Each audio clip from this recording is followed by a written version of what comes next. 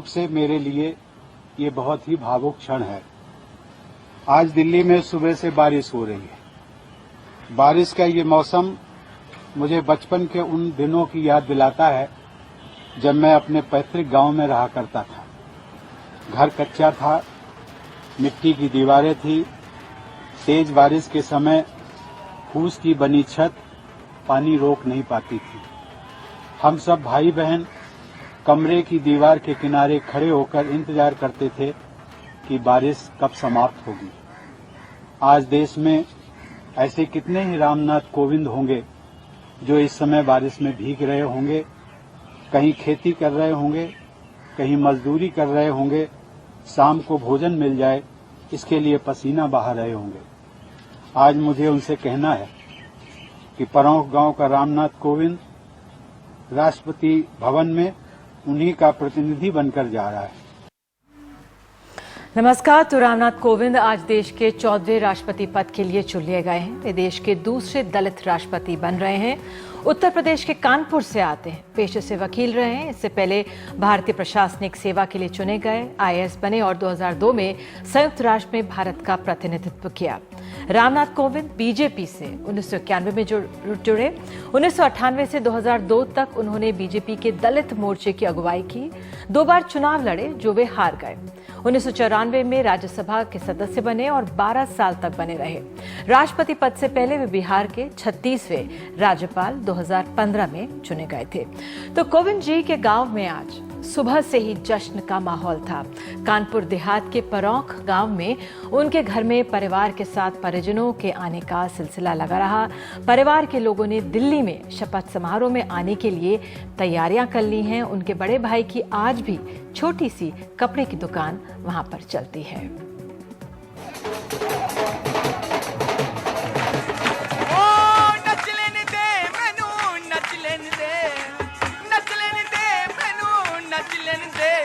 बाबा की बनी सरकार आज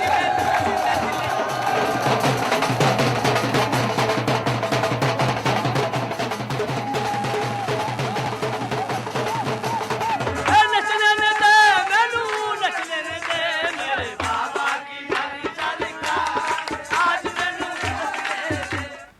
तो राष्ट्रपति पद के लिए रामनाथ कोविंद के नामांकन और चयन ने दलित राजनीति के सवाल को फिर से सामने ला खड़ा किया है।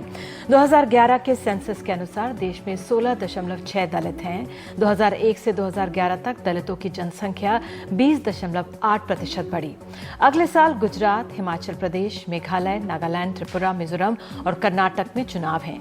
गुजरात में 7.1% दलित, कर्नाटक में 18% दलित, हिमाचल प्रदेश में 25% दलित वोट हैं। तो साल के अंत में छत्तीसगढ़ और मध्य प्रदेश में भी विधानसभा के चुनाव होने, यहाँ पर 12 और 15% दलित हैं। 2019 में तो लोकसभा के लिए चुनाव होने ही हैं। तो कल ही हमने देखा बहुजन समाज पार्टी की प्रमुख मायावती का गुस्से में इस्तीफा देना, तमतमाते हुए सदन से बाहर जाना कई सवालों को खड़े कर गया। जब बसपा के पास एक भी लोकसभा सीट नहीं, सिर्फ 19 विधायक हैं, तो किस बूते मायावती राज्यसभा का 9 महीने का समय छोड़कर यूं ही चल दी। क्या इस इस्तीफे से वो बीजेपी द्वारा राष्ट्रपति पद पर दलित को बैठाने की अहम कोशिश की हवा निकालने में कामयाब रही हैं? क्या सहारनपुर पर ना बोलने देने की अनुमति जताकर उनके इस्तीफे से बीजेपी के दलित हिमायती बनने की छवि को ठेस पहुंची है? या फिर सहारनपुर में चंद्रशेखर जैसे युवा नेता की भीम सेना से वो सख्ते में हैं? क्या उनके लिए चंद्रशेखर और जिग्नेश मेवानी का साथ आना खतरे की घंटी बन गया है? बताया जा रहा है, अटकलें लग रही कि उत्तर प्रदेश के चंद्रशेखर और गुजरात के जिग्नेश साथ आकर एक पार्टी बना भी सकते हैं आगे। या फिर जो अटकलें लग रही हैं कि वो उत्तर प्रदेश के फूलपुर से ही सही अगर कहें तो लोकसभा के लिए उपचुनाव लड़कर विपक्ष के महागठबंधन की एकता की मिसाल बनेगी। केशव प्रसाद मौर्य द्वारा खाली की गई सीट पर समाजवादी पार्टी का भी उन्हें समर्थन मिलेगा। एकजुट विपक्ष की वो उम्मीदवार बन सकती हैं। तो बहरहाल बीजेपी ने अपना दाव चल दिया है। 2014 के लोकसभा चुनावों में बीजेपी को भारी जीत दलित वोट के कारण भी मिली। खास तौर से उत्तर प्रदेश, बिहार, महाराष्ट्र के साथ कई राज्यों में यह देखा गया। 84 रिजर्व दलित सीटों में से बीजेपी को 40 में जीत हासिल हुई, लेकिन वोट मिले 28%, जो कि देश भर में मिले 31% वोट के औसत से कम थे। लेकिन CSDS का सर्वे ये भी बताता है कि रिजर्व सीट यानी कि आरक्षित सीट से बाहर ज्यादा संख्या में बीजेपी को दलितों ने वोट किया था। बहरहाल हाल में गौरक्षा के नाम पर दलितों की पिटाई और मौत बीजेपी के लिए बेहद नुकसानदेह साबित हुई है। गुजरात में 11 जुलाई 2016 को ऊना में जो घटना हुई, आंध्र में अगस्त 2016 में, दिल्ली में 21 अप्रैल 2017 को, ये फहरिस्त लंबी है जिससे दलित समाज में रोष है। वो चमड़े के कारोबार से बड़ी संख्या में जुड़े हैं और इस पर पाबंदी से उनके रोजगार और जीवन यापन पर सीधा असर पड़ा है। तो आज प्राइम टाइम में हम समझेंगे देश में बदलाव के मुहाने पर खड़ी दलित राजनीति को। और हमारे साथ बेहद खास मेहमान आज जुड़े हुए हैं। प्रोफेसर रतन लाल हिंदू कॉलेज के हैं, दिल्ली विश्वविद्यालय में पढ़ाते हैं। राहुल वर्मा रिसर्च फेलो हैं CSDS के, हमारे साथ स्टूडियो में हैं। राकेश सिन्हा संघ विचारक हैं। देवाशीष जरारिया प्रवक्ता बहुजन समाज पार्टी हमारे साथ है। और उदित राज जुड़ेंगे कुछ देर में, बीजेपी के सांसद हमारे साथ। तो पहले मैं आप ही से राकेश सिन्हा शुरुआत करना चाहूंगी। हम सबको बधाई कि हमारे देश को 14वें राष्ट्रपति मिल रहे हैं, लेकिन अगर हम आपके जरिए बीजेपी की सत्ता जो राजनीति है उसकी चर्चा करें तो किस तरह से आंकेंगे आज की इस जीत को आप? पहले तो इस अवसर पर रामनाथ कोविंद जी को हर किसी को बधाई देनी चाहिए। देखिए, राष्ट्रपति के चुनाव को दलित विमर्श बनाने की आवश्यकता नहीं थी। रामनाथ कोविंद जी दलित जरूर हैं, लेकिन उनकी दो विशेषताएं मैं बताना चाहता हूँ कि राष्ट्रपति बनने से पहले और उससे पूर्व गवर्नर बनने से पहले, उससे पहले राज्यसभा आने से पहले सार्वजनिक जीवन में होते हुए भी बहुत से लोगों को उनकी जाति का पता नहीं था। उन्होंने आइडेंटिटी को कभी अपने लिए उपयोग नहीं किया। दूसरी जो महत्वपूर्ण बात है कि देश में दलितों की स्थिति जितनी भयावह है उतना हम समझ नहीं पाते। ये दर्द है और हम सब, मैं इसमें सामूहिकता का बोध करता हूँ कि सामंतवाद से लड़ने में विफल हुए। देखिए, पहले जातीय लड़ाई थी, अब वो जातीय लड़ाई सामंतवादी लड़ाई हो गई है। जो कथित रूप से ऊंची जाति के लोग अपनी सामंती मूंछ के कारण दलितों को आज भी वही समझ रहे हैं। और दुर्भाग्य क्या है, इस देश के दलित डिस्कोर्स में एक ऐसा वर्ग है, उसमें राजनीतिक दल हैं, कि जहां ऊना में हो या सहारनपुर में हो, अत्याचार कोई करे उसे हिंदू राइट, उसे हिंदुत्व, उसे RSS, उसे बीजेपी की बातें पर डाल देते हैं। ठीक है। ये गलती करने, मैं अब आता हूँ, इस गलती के का परिणाम क्या होता है? जो जमीन स्तर पर दलितों के बीच जितना संभव है संघ काम कर रहा है या बीजेपी काम कर रही है, जितना संभव है, जो डे टू डे कंटेक्ट में वो संघ के लोगों को जैसा समझते हैं दलित, और जो डिस्कोर्स में आता है उसमें जमीन आसमान का अंतर है।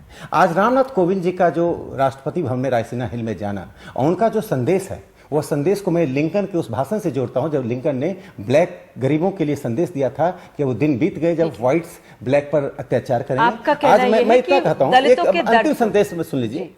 भारत के संविधान में भले ही 1976 में समाजवाद शब्द जोड़ दिया गया और हम समाजवाद शब्द का उपयोग करना भी नहीं चाहते, न करेंगे, लेकिन समानता का जो संदेश रामनाथ कोविंद जी ने दिया है, यदि भारत की सरकार उस समानता के संदेश को लागू करती है, सिर्फ दलित ही नहीं, हाशिए पर सभी लोगों के लिए एक बड़ा संदेश है। देवाशीष, देखिए, पहली चीज़ तो सिन्हा जी ने बताया कि उनका दलित आइडेंटिटी से कोई मतलब नहीं है, लेकिन जब उनके नाम का अनाउंसमेंट हुआ था तो अमित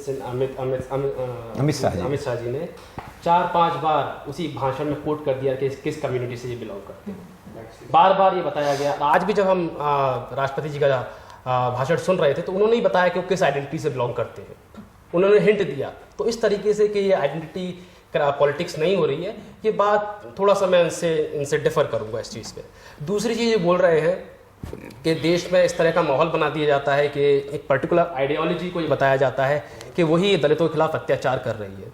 तो उनको ये बताना चाहिए कि वो कौन लोग हैं जो दलितों के खिलाफ अत्याचार कर रहे हैं। लेकिन देवाशीष, जो उनका एक ये भी वाक्य था कि दलितों के दर्द को गहराई से समझा ही नहीं गया है। आपकी पार्टी तो दलितों के ऊपर, मायावती तो साफ तौर से कहती है, राजनीति करती आई है। क्यों हमारे उत्तर प्रदेश के दलितों को इस तरह से उनकी हालत इस तरह से बनी रही? देखिए, मैं बताता हूँ, मैं एक एग्जांपल से लेता हूँ। अभी कुछ दिनों पहले मैं नोएडा के, ग्रेटर नोएडा के एक अम्बेडकर आवास में गया। वहाँ पर मैं गया तो मैंने वहाँ स्टूडेंट से पूछा कि यार मायावती जी ने क्या किया, इसमें बहुत डिबेट चलती कि मायावती जी ने क्या किया। तो वहाँ के जो छात्र थे, जो ग्रेजुएट हो गए हैं, तो उन्होंने बताया कि उन्होंने एक पूरी पीढ़ी तैयार कर दी है एजुकेशन के मामले में। अगर मायावती जी ना होती तो हम आज एजुकेट ही नहीं हो पाते।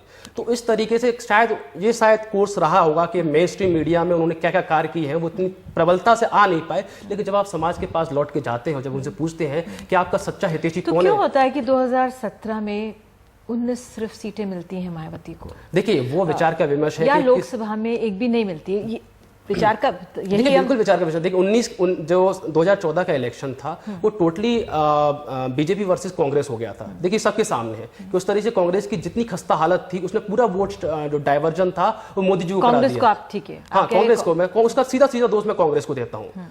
लेकिन जब 19 का जो इलेक्शन 17 का जो इलेक्शन हुआ है, 17 के इलेक्शन में बहुत सारी बातें सामने आई हैं। अभी भी मेरे सामने लोग आते हैं जो बोलते हैं कि हमारा पूरा का पूरा गांव में बीजेपी का एक वोट नहीं है, लेकिन जब मतपेटियां खुली, जब ईवीएम खुली, तो पूरा का पूरा वोट बीजेपी को वहां से निकल के आया। तो इस चीज में अभी प्रॉब्लम्स हैं।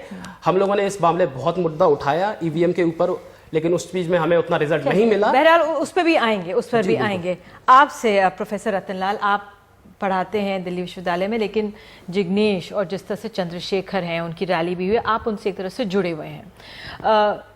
आप किस तरह से आकेंगे इस समय जो दलित राजनीति है, उभार पर है, कहाँ पर है वो इस समय? देखिए, पहले तो हमारे सीनियर साथी हैं राकेश जी, इन्होंने आधी बात मेरी कंप्लीट कर दी। लेकिन एक बात समझना पड़ेगा हमें कि भाजपा और संघ परिवार ये आकंठ जातिवाद और संप्रदायवाद में डूबा हुआ है। आप इसका सोशल ऑडिटिंग हम लोग करके पता कर सकते हैं। दूसरा, 70 साल हो गए आज़ादी के, और संविधान हमारे पास, हम दावा करते हैं कि सबसे बड़ी लोकशाही है दुनिया में। तो संविधान की जो प्रस्तावना है, समता, स्वतंत्रता, बंधुता, न्याय, तो कम से कम इस घड़ी तो समीक्षा करनी पड़ेगी क्या हम प्राप्त किए या नहीं किए। जी। कुमारी मायावती ने जिस तरीके से संसद में जो हुआ, हम लोगों ने सबने देखा, और एक चुनाव हारना जीतना चलता रहता है, लेकिन वो एक राष्ट्रीय नेता है, इससे कोई दो राय नहीं है। और उनको नहीं बोलने दिया जाना, और दूसरी बार, पहली बार दिलचस्प बात हमने देखी कि सरकार के नुमाइंदे वहाँ बहस नहीं होने देना चाह रहे थे, और एक मंत्री हैं नकवी साहब, उनकी बात देखकर तो इतना हास्यास्पद लगा। वो कह रहे थे कि मायावती जी यहाँ विशुद्ध राजनीति करती हैं। तो मुझे थोड़ा सा अचंभा लगा, लेकिन मुझे लगा ठीक वो कह रहे हैं कि अब जो है संसद में भजन कीर्तन होगा और राजनीति अडानी अंबानी के घर में होगी। तो यही उनके कहने का मतलब, संसद में राजनीति नहीं होगी, विश्वविद्यालयों में विमर्श नहीं होगा, तो कहाँ होगा राजनीति, ये भाजपा को और संघ परिवार को बताना चाहिए। दूसरी जो सबसे महत्वपूर्ण बात कह रहा हूँ, पॉलिटिकल पार्टीज अपार्ट, कि बेसिकली आपको समझना पड़ेगा कि अब जो राजनीति है धीरे धीरे दो भाग में बढ़ती जा रही है। ये संघर्ष है, सांस्कृतिक और वैचारिक संघर्ष है, कि जनेऊधारी बनाम गैर जनेऊधारी। इसको दूसरे शब्दों में अगर समझेंगे तो वैसे लोग, हम संघ परिवार अगर नहीं भी बोलते हैं, तो जो मिथकीय मनु बाबा के जो विचारधारा को कैरी कर रहे हैं उनके बीच, और जो मॉडर्न मैन अंबेडकर हैं, जिनकी पूरी ये संविधान और तमाम और उनके लिटरेचर है, उनके विचारों के बीच ये एक सांस्कृतिक युद्ध है, ये वैचारिक युद्ध है, ये और शार्पन होगा। उसका कारण ये है, आप देख लीजिए, चाहे रोहित वेमुला का मसला हो, चाहे सहारनपुर हो, चाहे दिल्ली विश्वविद्यालय में राकेश जी हम सब पढ़ाते हैं, चाहे जेएनयू हो, चाहे पटना हो, चाहे गोरखपुर हो, लखनऊ हो, अब जो डाइवर्स बैकग्राउंड से जो छात्र आ रहे हैं। आप लोग मायावती के साथ क्यों नहीं जुटे? जो ये पूरा संघर्ष था, मायावती जो सहारनपुर में हुआ, जो चंद्रशेखर जिस तरह से भीमसेना सामने खड़ी हुई, पूरा ये सहारनपुर का वाकया सामने आया, क्यों इस तरह से लगा कि ये हुआ भी कि भीमसेना बनानी पड़ी? बहुजन समाज पार्टी को उतनी तवज्जो नहीं दी गई, वो नहीं जुड़ पाई। क्या मायावती सामाजिक संगठन है, वो तो बच्चों को पढ़ाने का काम करते थे, ठीक है, आप समझिए, वो कोई पॉलिटिकल पार्टी नहीं है। और सहारनपुर घटना पे जितने भी आंदोलन हुए जंतर मंतर पे, उसमें हम लोग लिखे भी हैं और शामिल भी हुआ हूँ शरीर, कि आप पूरा पॉलिटिक्स का ग्रामर चेंज हो रहा है। और एक बात जो मैं कहना चाह रहा हूँ कि जैसे मायावती जी का जो पूरा रिएक्शन था संसद में, और स्पॉन्टेनियस रिएक्शन था वो, और जो एग्रेसिव होना चाहिए था, तो ये चाहे जिग्नेश मेवानी, चाहे चंद्रशेखर, चाहे तमाम इस तरह के विश्वविद्यालयों में जो दमन हो रहे हैं और हमले हो रहे हैं, वैसे जो लोग सवाल कर रहे हैं, उस पर अगर बहन जी नहीं बोलेंगी तो इतिहास और समाज के गर्भ से विकल्प तैयार होता है, समय लगता है। इसीलिए मुझे लगता है कि वाकई उनको पॉलिटिकल अपना अगर सिग्निफिकेंस, उनका महत्व बनाए रखना है, तो उनको पुराने अपने go back to the basics, और एग्रेसिव पॉलिटिक्स में जाना पड़ेगा, क्योंकि आप किसानों का सवाल है, मजदूरों का सवाल है, प्रमोशन रिजर्वेशन का सवाल है, छात्रों की मतलब जो हालत है दिल्ली यूनिवर्सिटी में मैं पढ़ाता हूं और केंद्र सरकार के नाक के नीचे रिजर्वेशन की धज्जियां उड़ाई जा रही है। मायावती की राजनीति और अंबेडकर जी की राजनीति थी, जिस तरह से करते थे वो भी समझेंगे, लेकिन पहले मैं जरा राहुल को 1 मिनट लेकर आती हूँ। राहुल, आप इस समय किस तरह से देख रहे हैं इनका जो विश्लेषण था कि एक तरफ ये बीजेपी और संघ की विचारधारा चल रही है और दूसरी तरफ दलित विचारधारा यहाँ पर है, हालांकि दो भाग दिख रहे हैं, लेकिन फिर भी उसमें समय लगेगा एक पूरा साफ रूप सामने आने में। लेकिन जो दलित राजनीति है अब ये एक बहुत अहम मोड़ पर आकर हमारे सामने, हमारे देश के सामने आ गई है। इस साल अगले साल तमाम चुनाव होने वाले हैं, 2019 में हमारे लोकसभा चुनाव होने वाले हैं। उससे पहले हमारी बीजेपी जो सत्ता में है, केंद्र में 3 साल हो चुके हैं, उसकी जो पोस्चरिंग है किस तरह से आंकते हैं आप इसे? तो बेसिकली दलित राजनीति नहीं हो रही है, दलितों में अब कई भाग हो गए हैं। और इस समय अगर हम सिविल सोसाइटी के एरिना में, मतलब अगर कोई आंदोलन जो चल रहे हैं वहां पे वो दलित आंदोलन चल रहे होंगे, पर इलेक्टोरल पॉलिटिक्स के एरिना में इस समय एक डिवीजन हो रहा है और बीजेपी उस फॉल्ट लाइन पे गेम खेल रही है। तो आज जब आपने राष्ट्रपति का जो आपने छोटा सा स्पीच चलाया था, उसमें उन्होंने ये नहीं कहा कि मैं एक दलित समाज से आया हूं, उन्होंने कहा मैं कोली समाज से आया हूं। और यहाँ पे राजनीति हो रही है। जो भीम सेना भी सहारनपुर में जो मुद्दे उठा रही है, बीजेपी चाहती है भीम सेना स्ट्रांग हो। ये क्योंकि भीम सेना की जब राजनीति होती है तो वो दलित में एक फॉल्ट लाइन क्रिएट करता है। तो सहारनपुर में अगर आप ग्राउंड लेवल नैरेटिव जो है वो ठाकुर वर्सेस दलित की लड़ाई नहीं है, वो ठाकुर वर्सेस जाटव की लड़ाई की जा रही है। मायावती को जो ये मौका दिया, जिस तरह से उनको सहारनपुर पे नहीं बोलने दिया गया, कैसे उसे समझे? फिर बीजेपी यहाँ पे चूकी या उनके लिए ठीक ही है कि मायावती इस तरह से उनको मौका दिया गया, या ये अनएक्सपेक्टेड था? मायावती खुद बहुत हाशिए पे चली गई थी, बहुत परेशान थी, इसलिए उनको ये कदम उठाना ही पड़ा। देखिए, मायावती दलितों की बड़ी नेता है, इसमें कोई दो राय नहीं है, पर कल का जो उनका एक्शन था वो स्पॉन्टेनियस तो था, पर उसमें हताशा भी थी। इस समय मायावती दलित राजनीति के हाशिए पे खड़ी हैं। पिछले 3 मतलब आप 2007 में देखें तो मायावती 2009 में प्राइम मिनिस्टर बनना चाहती थी, लगातार डाउनफॉल हो रहा है। हर स्टेट में 2007 के बाद उनका वोट शेयर लगातार गिरता रहा है बीएसपी का। इवन हिंदी हार्टलैंड में वो रिस्ट्रिक्ट हो गए हैं, अब सिर्फ उनकी राजनीति यूपी तक बची है। तो मायावती जाहिर सी बात है हाशिए पे है। पर आप हमेशा पावर पॉलिटिक्स में मतलब थोड़ा क्रूएल होकर देखना पड़ेगा। बीजेपी क्यों नहीं है आपको बोलने देगी हाउस में? आप अपने जो भी आपके राजनीतिक प्रतिद्वंदी होते हैं आप उन्हें पुश करते हैं। जब प्रतिद्वंदी पुश होता है तो मिस्टेक्स करता है। मायावती के पास अब तरीका भी यही है, अग्रेसिव बहुजन पॉलिटिक्स। अगर वो नहीं करती हैं तो वो खत्म हो जाएंगी। क्योंकि उन्होंने जो इस्तीफा दिया पहले उस पर कुछ कारण बताया, वो रिजेक्ट हो गया, फिर वो दोबारा गई और फिर उन्होंने 1 लाइन का दिया, क्योंकि रूल कानून के मुताबिक यही होता है कि आपको 1 लाइन का इस्तीफा देना होता है, तभी आपका वो माना जाता है। और फिर वो उनका ये माना गया। तो जो अग्रेसिव क्या वो उससे भटक गई थी, जिस तरह से ये भटक गई थी या उससे दूर चली गई थी? क्योंकि जब काशीराम थे 80-90 की, वो साइकिल में चलते थे। नागनाथ और सांपनाथ का उनका उदाहरण होता था कि एक कांग्रेस बीजेपी, लेकिन फिर भी उनको साथ लेना है। हम एक मजबूर सरकार चाहिए, मजबूत सरकार नहीं चाहिए, क्योंकि अगर मजबूत होगी तो दलितों को दबाती है। तो जो काशीराम का जो सोच थी, जिस तरह से वो सरकारी कर्मचारियों में मिल जाते थे, साइकिल में चलकर जाते थे, उससे बहुत दूर चली गई थी मायावती। वो हेलीकॉप्टर से उतरती थी, दिखाई देती थी, उनके जूते चर्चा में आते थे, उनके बैग्स चर्चा में आते थे। क्या ये, और वो ठीक है कहकर लेती थी अपने जो उनके लोग हैं उनसे पैसा, लेकिन क्या जो पैसे का जो मांगने का तरीका था, ये जो लालच में शब्द इस्तेमाल नहीं करना चाहूंगी, लेकिन क्या वो उनकी छवि पर हावी हो गया था? देखिए, पहली चीज़ तो ये कि आपने जैसे बोला कि सब कुछ पब्लिक डोमेन में था और इसीलिए सबसे ज्यादा आरोप उन पर लगाए जाते हैं, क्योंकि वो हर चीज उन्होंने सब कुछ हर नेता का सब कुछ पब्लिक डोमेन में होता है, ज्यादातर हमारे नेताओं का। तो सब कुछ पब्लिक डोमेन में, और उन्होंने अपने समाज से इस बारे में कई बार खुलकर चर्चा की है आमने सामने। कई बार उन्होंने रैलियों से डायरेक्ट इंटरेक्शन किया है कि मेरे पास घर है, मेरे पास ये है, और इसी बात से चिढ़ते हैं जो मनोवादी लोग हैं कि मेरे पास इतना क्यों है एक दलित होने के बावजूद भी। तो इस बात को समाज ने बहुत हद तक एक्सेप्ट किया है। देखिए, हाँ, मैं एक चीज़ पे एक्सेप्ट करता हूँ कि कुछ तरीके से जो इलेक्टोरल पॉलिटिक्स में उसमें डाउनफॉल देखा गया है, जिसकी वजह से समाज से ये मांग उठने लगी कि बहन जी अब एग्रेसिव पॉलिटिक्स की तरफ जाएं। और जितना मैं बता रहा हूं कि जो दलित राष्ट्रपति की जो बात है, जब कोविंद जी का आज नेतृत्व, जब 14वें राष्ट्रपति जब बने हैं और साथ में मायावती जी का जब रेजिग्नेशन हुआ है, तो आप देखोगे कि सोशल मीडिया पर, व्हाट्सएप, फेसबुक पे क्या घूम रहा है, क्या जा रहा है। तो वो दलित राजनीति में मैं बहुत स्तर से बता सकता हूँ कि मायावती जी के इस इस्तीफा से बहुत कुछ बदला है, बहुत कुछ बदला है। पर एग्रेसिव का ये मतलब नहीं है कि आप फिर से 1970s और 1980s की पॉलिटिक्स के लिए, आपको हमेशा पॉलिटिक्स में री इन्वेंट करते रहना होता है। रूल पुराना है, डिवाइड एंड रूल, पर आपको जो डिवीजन सोसाइटी में क्रिएट करने होते हैं वो हमेशा नए करने होते हैं। तो अब एग्रेसिव दलित पॉलिटिक्स, क्योंकि वो तो वैसे भी करती है कि मैं दलित की बेटी हूं, मेरे को सताया जा रहा है, मेरे को ये किया जा रहा है। आपके पास एक नया लैंग्वेज क्या है पॉलिटिक्स का?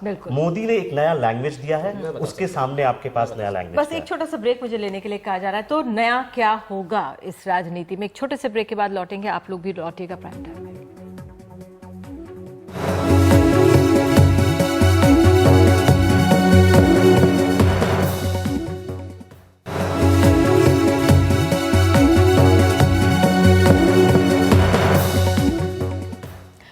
तो राकेश जी, जब हमारी बीजेपी सत्ता में आई, उसने कहा सबका साथ सबका विकास और यही कोशिश रही है, लेकिन क्यों हमारा दलित समाज इस समय इस मुहाने पे खड़ा है कि उसमें इस तरह का भारी रोष है?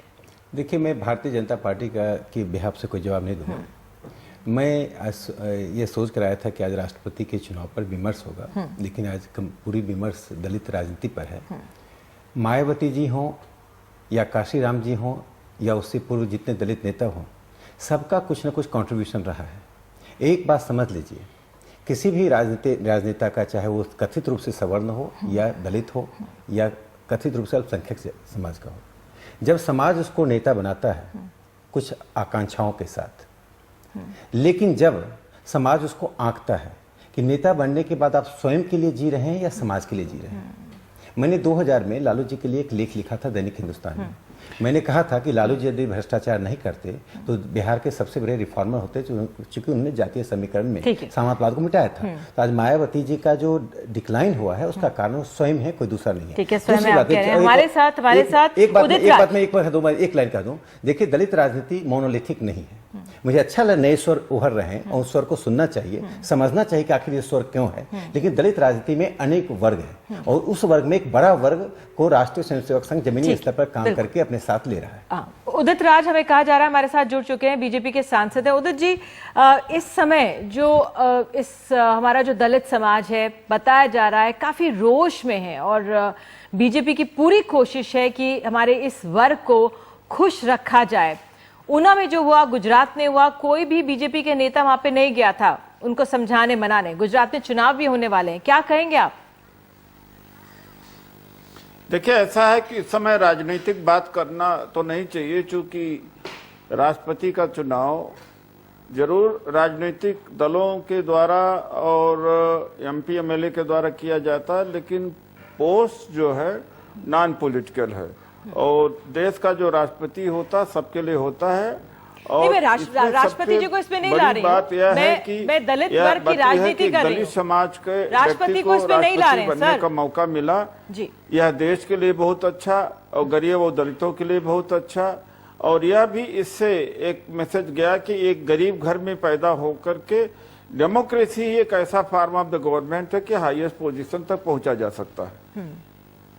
तो अगर बीजेपी की ये कोशिश होती है कि जिस तरह से आज कोविंद जी ने भी कहा था, उनका भी जो आशय था कि दिल्ली में सुबह से बारिश हो रही है और मुझे अपने गांव का वो घर याद आ रहा है जो फूस की छत का था और मैं कैसी दीवार के सहारे में अपने भाई बहनों के साथ खड़ा होता था, तो एक संदेश तो गया ना इस वर्ग में, एक मन में एक मजबूती आती है, एक उम्मीद बनती है कि देखिए हमारे में से अपना एक वहां पर पहुंचा है, उस महामहिम के पद पे पहुंचा। हमारे लिए व्यक्तिगत मुक्ति के बहुत ज्यादा मायने नहीं है।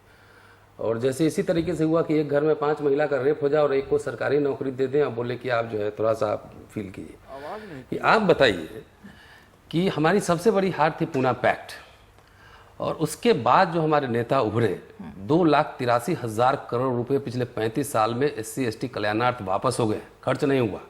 और जो खर्च हुआ उसका भी बंदरबाट ही हुआ होगा, हमारे नेता बोलते नहीं है।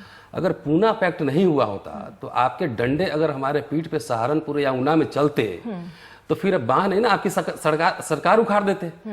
तो व्यक्तिगत मुक्ति, आप मेरी बला से आप प्रधानमंत्री तो राष्ट्रपति नहीं बनाएंगे। क्या मानना है हमारे कि जो जमीन ये का सवाल है, भूमि का सवाल है, जब हमारे सम्मान का दलित सवाल है। समाज के लोग प्रतिष्ठित सीटों पे पदों पर पहुंचते हैं, ये व्यक्तिगत मुक्ति हो जाती है? अगर हमारे राष्ट्रपति बनते हैं या फिर हमारे उप मुख्यमंत्री बनते हैं, क्या उससे सिर्फ एक व्यक्तिगत मुक्ति मानी जाए? मायावती जब इतनी सत्ता संभालती हैं तो क्या एक सिर्फ व्यक्तिगत मुक्ति होती है? जिस तरीके से आप समीक्षा कीजिए ना, कि मैंने कहा कि 130 सांसद हमारे अंदर बैठे हुए हैं संसद के अंदर, और रोहित बोमुला पे, सहारनपुर पे या ऊना पे उनकी आवाज नहीं निकलती है, तो इसका मतलब वो व्यक्तिगत मुक्ति के लिए हुआ है ना, कि मेरा पार्टी में टिकट कट जाएगा अगर हम बोलेंगे। अगर दलित को सिर्फ दलित चुनते होते तो आज इस देश में ये हालत नहीं होती। तो ये तो पॉलिटिकल क्लास पे आप कह रहे हैं, जो पूरा ये राजनीतिक वर्ग है जो ये ऑब्वियसली पॉलिटिकल क्लास हमारे इश्यूज को लेकर सीरियस नहीं है। हमारे इश्यूज है रिप्रेजेंटेशन का क्वेश्चन है, हमारा इशू है सेल्फ रेस्पेक्ट और डिग्निटी का सवाल है, हमारा इशू है भूमि का आवंटन का सवाल है। कागज पे भूमि बट रहा है और जमीन पे ही सारा, मतलब सारे कागज पे हमारे काम हो रहे हैं। अभी तक रिजर्वेशन लागू नहीं हुआ, प्रमोशन का इशू है, छात्रों की छात्रवृत्ति का इशू है, तमाम मुद्दे हैं। लेकिन बहरहाल इस समय क्या हो सकता है इस राजनीति में? मेवानी के लिए कहा जा रहा है कि उस पर ग्रास रूट में उन्होंने काम नहीं किया है। दलित वर्ग जो तमाम गुजरात में है, हालांकि कम प्रतिशत ही है वहां पर, उनको भरोसा नहीं है। चंद्रशेखर, इनकी एकजुटता क्या एक खतरा बन रही है मायावती के लिए, या ये एकजुट हो पाएंगे? एक अलग पार्टी की जो अटकलें लग रही हैं वो होगा? क्या आप देख रहे हैं आगे भविष्य? हाँ, मायावती के लिए जरूर खतरा है। भले चंद्रशेखर और ये मेवानी और जो और नेता हैं वो कुछ इलेक्टोरल पॉलिटिक्स में कर ना पाए, पर पॉलिटिक्स में नैरेटिव कौन कंट्रोल करता है वो बहुत इंपॉर्टेंट है। जब नैरेटिव मायावती के हाथ से निकल जाएगा, जब ज्यादा एग्रेसिव और मोर वोकल लीडर्स कंट्रोल कर रहे होंगे पॉलिटिक्स को, तो मायावती दलित राजनीति के नैरेटिव को नहीं कंट्रोल कर रही होंगी। 80 और 90 के दशक में दलित राजनीति सिर्फ दो नामों से जानी जाती थी, 80 में बाबा कांशीराम के नाम से, और 90 और 2000 के दशक में मायावती। वो जो कांग्रेस ने एक गैप छोड़ा था उसे इन दोनों ने आके फिल करा। अब जो मायावती की वजह से जो गैप पैदा होगा उसे कोई और फिल करेगा, तो बीजेपी कुछ ऐसे लीडर्स को उभारने की कोशिश करेगी जो अलग अलग सोचो। वो पूरी तरह से दलित पॉलिटिक्स नहीं कर रही है बीजेपी। वो कोली समाज से एक नेता ला रही है, उन्होंने ओम प्रकाश राजभर को लाया यहाँ पर यूपी में, उदित राज को, पासवान को, तो वो अलग दलित राजनीति में इतने फॉल्ट लाइंस क्रिएट कर देंगे कि फॉल्ट लाइंस का फायदा बीजेपी को मिलेगा। चलिए, फॉल्ट लाइंस का फायदा बीजेपी को हो जाए और तमाम इस वाकई इस एक बदलाव के मुहाने पर बीजेपी। इस समय मेरे पास मुझे कहा जा रहा है इतना ही है। सुशील बहुगुणा हमारे कान में बताएंगे कि हम आगे बढ़ सकते हैं कि नहीं, लेकिन बहरहाल मुझे सिर्फ एक बात कहनी है, हमारे पीठ पे डंडे मारो और हमारे एक भाई को जो है मलाई खिला दो, हमारा वो सवाल है ही नहीं। आप हमारे लोगों को मंत्री बनाओ या ना बनाओ, बने या ना बने, आप जो फंडामेंटल क्वेश्चंस हैं, जो इश्यूज हैं, उसको आप एड्रेस कर रहे हैं कि नहीं कर रहे हैं, ये हमारे लिए इंपॉर्टेंट मसला है। और second, Dalit politics is dynamic politics, वो भेड़ वर्गीय नहीं हो सकता है ना, आइडियोलॉजिकल पोजिशनिंग तो होगी। Dynamic politics. अब मुझे कहा जा रहा है कि मैं बढ़ा सकती हूँ। उदित जी, जो हमारे दलित समाज जो वर्ग के जो सवालात थे, जो उनकी उम्मीदें थी, क्या उसको जो हमारे दलित नेता हैं, जिस तरह से कह रहे हैं एक व्यक्तिगत मुक्ति एक तरह से मिल जाती है, क्या दलित नेता पद पर पहुंचकर भूल जाते हैं? देखिए, ऐसा नहीं है। जो जैसे कि ये लोगों के अंदर एक बड़ी भ्रांति है, जो दलित नेता चुन करके आते हैं वो दलितों से चुन के नहीं आते। कहीं भी दलित की आबादी किसी भी क्षेत्र में ज्यादा से ज्यादा 25% होगी, वरना एवरेज 20, 22, 25 या 15 होता है। तो बाकी जो लोग चुनने वाले होते हैं कौन होते हैं? गैर दलित होते हैं। एक बात। दूसरी बात है कि यह परंपरा शुरू से है कि कमजोर ऐसे दलित को उम्मीदवार बनाया जाए एमपी एमएलए के लिए कि जिसकी जुबान न हो। वो केवल पार्टी का ही दोष नहीं है, वो जो समाज है, जो दबंग जातियां हैं, ऐसे लोगों को ही प्रेफर करती हैं जिसकी जुबान नहीं है। तो बहुत सारे कारण उदित जी, हमारे देश में तो लोकतंत्र है, जो हमारे नेता भी हैं वो चुनकर आते हैं, आप भी चुनकर आए हैं, केशव प्रसाद मौर्य भी चुनकर आए हैं। तो क्या माना जाए जो हमारे दलित नेता चुनकर आते हैं वो धोखा दे देते हैं अपने समाज से? नहीं, ऐसा नहीं। अपवाद हो सकता है, अपवादी है। ज्यादातर तो मैं कह सकता हूं संसद में भी, विधानसभाओं में या तो पंचायत स्तर पर जो दलित समाज के चुन करके आए उनकी पढ़ाई लिखाई नहीं, उनकी समझ नहीं है, जानकारी नहीं है, और किसी तरीके से परिक्रमा करके आए हुए हैं। काफी ऐसी है ये परंपरा नेहरू खानदान ने ही डाली थी। नेहरू जी ने अपने रसोई वाले को एमएलए बनवा दिया था। तो वह भी देखना है, केवल यह नहीं कि दलित नेता चाहते ना, उनके दिल में होता है, वो समाज से आते हैं, लेकिन वो खुद अगर वो दलितों से कहें हमें वोट दे तो दलित उन्हीं को खुद नहीं वोट देगा। नेहरू जी की दलित बात वोट करें, देगा, लेकिन तमाम दूसरे के ऐसे कहने नेता से हैं वोट जिनकी देगा। जो तो किचन ऐसा में काम नहीं है कि करते वो थे, भूल बड़े-बड़े जाते हैं। नेता हाँ, तमाम राज्यों में कईयों बने का हैं, यह है कि बड़े-बड़े स्वार्थी हो मंत्री जाते बने हैं। लोलुप्त तो हो जाते हैं, जी। अपना स्वार्थ का, अपने स्वार्थ की चिंता करते हैं, तो दलित समाज मुझे के बारे में ब्रेक लेने भूल के लिए भी कहा जा रहा, जाते अभी हैं। लेती हूँ ब्रेक। और आप कुछ कह रहे थे, फिर एक ब्रेक मैं लेते दो हैं। जी चीजें- उदित जी, दो चीजें कहना चाह रहा हूं। एक तो आई थिंक ये मतलब पूरी तरह से सही नहीं है कि दलित नेता दलितों के लिए काम नहीं करते हैं। मतलब रिसर्च ये शो करता है, ये दिखाता है कि दलित रिजर्व कॉन्स्टिट्यूएंसीज और जनरल कॉन्स्टिट्यूएंसीज में दलितों का लेवल ऑफ डेवलपमेंट 1971 और 2007 के बीच में, अभी एक नया रिसर्च आया है, बिल्कुल सिमिलर पैटर्न पे रहा है। देखिए ये बात सही है कि मतलब अगर हमारे पास सेपरेट इलेक्टोरेट जो 1932 पूना पैक्ट में अगर वो होता तो उसकी दिशा कुछ और होती। अब वो क्या होता मुझे नहीं पता है, पर इलेक्टोरल लॉज जो लॉ कानून बन जाता है वो एक बाइंडिंग फैक्टर होता है। अब आपको 1952 से जो राजनीति का पैमाना बना है उसमें राजनीति करनी है, तो आप शिकायतें कर सकते हैं, पर उस पॉलिटिक्स के नुएंसेस को समझना होगा कि आपको ये किस तरह से ये गेम को खेलना है। नुआंसेस को समझना होगा, किस तरह से गेम खेलना है। एक छोटा सा ब्रेक लेते हैं, और जो आगे हमारे दलित राजनीति में नए चेहरे उभर रहे हैं उनको भी कुछ और समझने की कोशिश करेंगे। एक छोटे से ब्रेक के बाद लौटेंगे प्राइम टाइम में।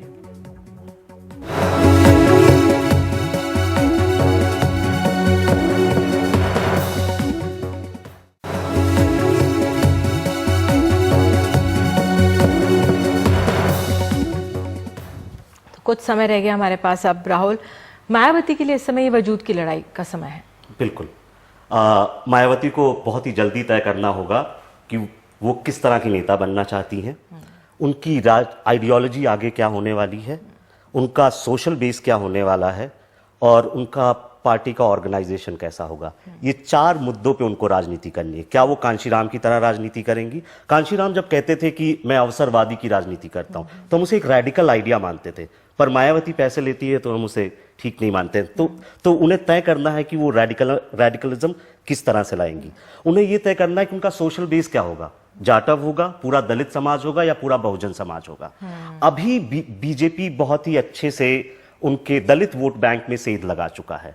अब ये जाटव वर्सेस नॉन जाटव की लड़ाई हो चुकी है, और 2014 से 17 के बीच में, और ऐसा लगता है कि 19 तक बीजेपी नॉन जाटव वोट जो ये गौ रक्षा के नाम पर जो ये चमड़े के काम में ज्यादातर लगे होते हैं, वो जाटव वोट होते हैं, वो मायावती के हैं। ये रतन जी अच्छे से बता पाएंगे, पर मुझे जहां तक पता है कि वो जाटव ही होते हैं। जो रोष है, मैं समझना चाह रही हूँ दलित समाज का। देखिए, राजनीति बड़ी चीज होती है, चुनाव उसका एक अंग होता है, और मैं संघ परिवार को, हम एग्री करें डिसएग्री करें, हम सबको उनको बधाई देना चाहिए कि 90 साल से वो ईमानदारी से, अगर उनको हिंदू राष्ट्र बनाना है, दलित को पीटना है, मुसलमानों को भगाना है, पिछड़ों को दबाना है, अगर वर्ण व्यवस्था लागू करें, ईमानदारी से वो 90 बरस से लगे हुए हैं और जाके जमीन पर काम कर रहे हैं वो, और 90 बरस लगाए तब नरेंद्र जी को, मोदी जी को आपने प्रधानमंत्री बनाया। ये जो सोशल जस्टिस, सो कॉल्ड और सेकुलरिज्म की जो राजनीति करते हैं, इनके लिए पॉलिटिक्स जो है वो सिर्फ इलेक्शन का मसला होता है, इक्वेशन का मसला होता है। पॉलिटिक्स रोज होता है, चौक चौराहे पे होता है, अखबार में आजकल लिख के होता है, आपके स्टूडियो में होता है, मैगजीन में लिख के होता है, बातचीत में होता है, सोशल मीडिया में होता है। तो मुझे लगता है कि जो ट्रेडिशनल जो पॉलिटिक्स है, खास तौर से सोशल जस्टिस एंड सेकुलरिज्म का जो कहते हैं, मैं कहता हूं उनके अंदर भी मनुवादी लोग बैठे हुए हैं। उनके जनेऊ जो है, उनके बहुत सारे लोगों के चमड़ी के अंदर है उनमें। तो वो इस एस्पिरेशन को समझ नहीं पा रहे हैं कि जो बच्चा 90 में पैदा हुआ, आज 27 साल का हो गया, अब वो दलित पिछड़ा अंग्रेजी बोलता है, अच्छे कपड़े पहन के चल रहा है, वो गॉगल्स लगाता है, मोटरसाइकिल पे चल रहा है, तो वर्ल्ड व्यू पूरा चेंज हो रहा है। तो ये हमको समझना, इसको अगर पूरा नहीं करेंगे, चाहे जो भी हो, बिहार यूपी इस देश में, तो नया मूवमेंट तो इससे तैयार होगा जो हम लोगों ने देख लिया है, चाहे जंतर मंतर पे और तमाम। दूसरा जो गाय का प्रश्न उठाया आपने, नहीं, मैं जो नई ऊर्जा तैयार हो रही है, चंद्रशेखर का नाम है, जिग्नेश मेवानी का नाम है, ये नाम तो सामने आ रहे हैं। क्या इनका जो पॉलिटिकल रोल लेना, आप कह रहे हैं वो तो सिर्फ एक पॉलिटिक्स एक हिस्सा होता है इलेक्टोरल प्रोसेस। ऐसा है, 24 सितंबर को हम लोग दिल्ली में एक बड़ी जनसभा करने जा रहे हैं राष्ट्रीय बहुजन समन्वय समिति के फोरम पे, और भारत भर में न्योता दे रहे हैं जितने इस तरह के सामाजिक संगठन काम कर रहे हैं, Bahujan politics, not only Dalit, tribal, women, larger जो पॉलिटिक्स है, उनको न्योता दे रहे हैं कि आप दिल्ली में आइए और दिन भर का मंथन करेंगे और देखते हैं कि उसमें से क्या निकलता है। 24 सितंबर को जी, इस साल, जी इस साल 24 सितंबर को दिल्ली में करने जा रहे हैं। दूसरा जो गाय वाली बात आ गई थी, ये सही कह रहे हैं कि बीजेपी बहुत स्ट्रैटेजिकली जो है जाटव को एक तरफ करके और बाकी को तोड़फोड़ करने में, बिहार में भी ऐसे ही हुआ है। रामविलास जी किसी जमाने में जो है वो दिया जला रहे थे दलित के घर में, आज अपने घर में पावर हाउस लगा चुके हैं। तो ये बाकायदा सिस्टमेटिकली उनकी रिसर्च टीम है, इसलिए मैं कहता हूँ राजनीति रोज होती है, कहाँ किसको तोड़ सकते हैं वो सीरियसली काम कर रहे हैं। एक मैं महत्वपूर्ण बात कहना चाह रहा हूं कि ये सिर्फ कास्ट का ही क्वेश्चन नहीं, कम्युनलिज्म का भी प्रश्न है, और जिस तरीके से गाय के नाम पे लोगों को पीटा जा रहा है, दलित और मुस्लिम दोनों को, मुझे लगता है थोड़ा सा सरकार को समझना चाहिए कि थोड़ा सत्ता पचाने की आदत डालिए। सफलता मिलना बड़ी बात नहीं है, उसको पचा जाना बड़ी बात है। अगर 674 बरस मुसलमानों ने इस देश पर शासन किया, अगर वो तलवार के बल पर शासन किए होते, समझना पड़ेगा, तो मेरा नाम रतन लाल नहीं, शायद रहीम या रहमतुल्लाह होता। मेरा कहने का मतलब ये है कि ये देश बहुलतावादी रहा है, डिफरेंट मल्टी कल्चरल सोसाइटी रहा है। इस बात को आप समझिए और सत्ता पावर को पचाइए। नहीं पचाएंगे तो वो जनता बहुत सब समझती है, आपको 19 में ही रिजल्ट पता लग जाएगा। तो मैं बहुत ही शॉर्ट में एक चीज कहना चाह रहा हूँ। मैं इस चीज से एग्री नहीं करता हूँ कि चुनाव बहुत छोटा हिस्सा है राजनीति का। नहीं, एक हिस्सा मैंने कहा। हाँ, वो एक ये इस समय हम देख रहे हैं दलितों पे अत्याचार हो रहा है। एक समय हाँ, सत्ता में जब तक नहीं है तब तक 5 साल जो फसल बोते हैं वो कटता है। दलितों पे अत्याचार हो रहा है, मुसलमानों के साथ कई जगह पे हमने घटनाएं सुनी, किसानों पे हो रहा है। आप हर जगह छोटे छोटे पॉकेट्स में मूवमेंट देख रहे हैं, पर हमारे मूवमेंट्स कभी इलेक्टोरल पॉलिटिक्स को इन्फ्लुएंस नहीं कर पा रहे हैं, और क्योंकि वो उस पर प्रभाव नहीं डाल पा रहे हैं, हम हमेशा ये शिकायत करते रहते हैं कि राजनीति रिस्पॉन्ड नहीं कर रही ने भी कहा था, और ये सत्ता की चाबी होनी चाहिए, गुरु किल्ली। सत्ता की गुरु किल्ली। और ये शायद जो दलित, ये इसीलिए हमें ये समझना होगा कि दलित राजनीति अकेले सत्ता की चाबी नहीं हासिल कर सकती, इसीलिए बहुजन समाज की राजनीति की बात की गई थी। 16% है, कुछ स्टेट, गुजरात में 8% है, जहां पे 40% मिनिमम वोट चाहिए होगा आपको चुनाव जीतने के लिए। अगर आप और मायावती ने क्या करा है पिछले 5, 7, 8, 10 सालों में, पूरा जो सोशल कॉन्स्टिट्यूएंसी कांशीराम ने छोटी छोटी तैयार की थी, अब सब खत्म हो गया। मायावती के बाद बीजेपी उसको समेटने में लगी और मायावती के हाथ से वो बिखर गया। बहरहाल आई हैव बीन मिस्टेकन। मैंने ये कहा कि राजनीति बड़ी होती है, तो राजनीति संबंधों में भी होती है, संस्कृति में होती है, भाषा में होती है, शिक्षा में। तो 5 साल जो आप फसल बोते हैं तो चुनाव के समय उसको काटते हैं। हमारे नेता सो कॉल्ड वही 5 साल फसल नहीं बोते हैं, शिव जी के बराती की तरह इलेक्शन के दिन जो है भभूत वभूत लगा के निकलते हैं, 2 दिन 5 दिन कैंपेन करके समझते हैं हम सरकार में। ऐसे नहीं होता है राजनीति। तो ये आप एक संदेश दे रहे हैं मायावती को। बहरहाल बहुत बहुत शुक्रिया आप सभी आए प्राइम टाइम में जुड़ने के लिए। लेकिन वाकई में दलित राजनीति हमारे देश में एक बदलाव के मुहाने पर है, और वाकई देखना रहेगा कि किस मोड़ से ये आगे गुजरती है और बढ़ती है। प्राइम टाइम में जितना ही, नमस्कार।